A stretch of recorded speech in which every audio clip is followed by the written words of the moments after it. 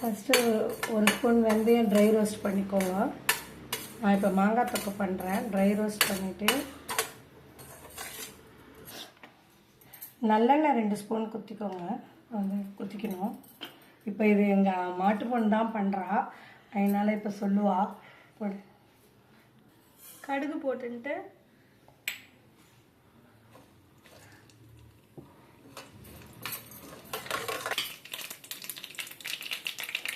இப்போ கடுகு வெடிச்சோடனே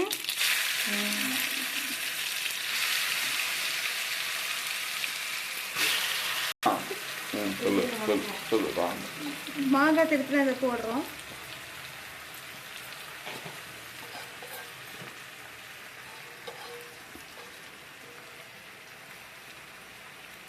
அப்புறம் கொஞ்சம் மஞ்சள் பொடி போடுறோம்.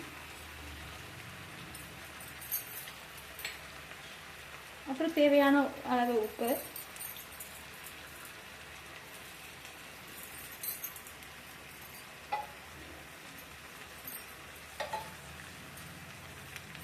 இப்போ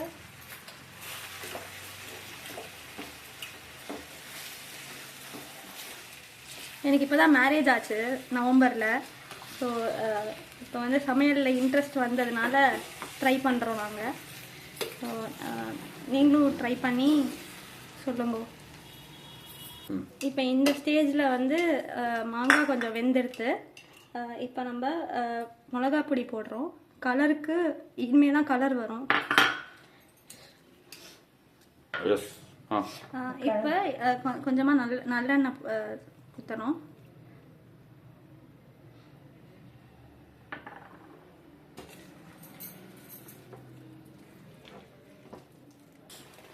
நல்லா எண்ணெய் குத்தினா தான் வந்து இப்போ இந்த ஸ்டேஜில் குத்தினா தான் வந்து நல்லா பிரிஞ்சு வரும். இல்லாட்டி முன்னாடியே குத்தினோன்னா ஒரு மாதிரி ஸ்மெல் வரும். ஸோ அது தவிர இப்போ நம்ம வெல்லமும் போடுறோம். ஸோ தட் ரொம்ப புளிப்பாக இருந்ததுன்னா மாங்காய் அது பேலன்ஸ் அவுட் ஆகிறதுக்கு வெல்லம் கூடவே வெந்தய பொடியும் போடுறோம் வாசனைக்கு. இப்போ பாருங்க எண்ணெய் பிரிஞ்சு வந்துடுது.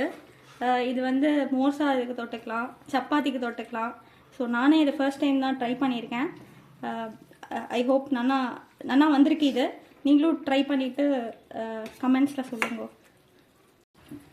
இப்போ பாருங்க எண்ணெய் பிரிஞ்சு வந்திருக்கு. இது வந்து இந்த மாதிரி பண்ணிட்டு ஒட்டாமல் அல்வா மாதிரி வந்திருக்கு. இப்போ லாஸ்ட்டாக நம்ம பெருங்காய பொடி போடுறோம். பெருங்காயமாக இருந்தால் ஃபர்ஸ்டே போட்டுடலாம். ஸோ இப்போ நம்ம ஆஃப் பண்ணிடுறோம். நான் திருப்பி ரீகேப் பண்ணுறேன் ஒரு வாட்டி.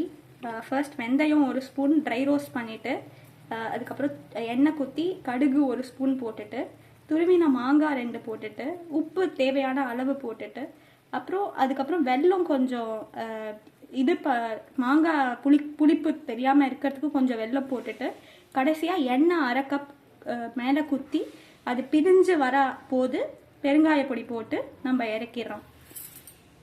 தேங்க்யூ.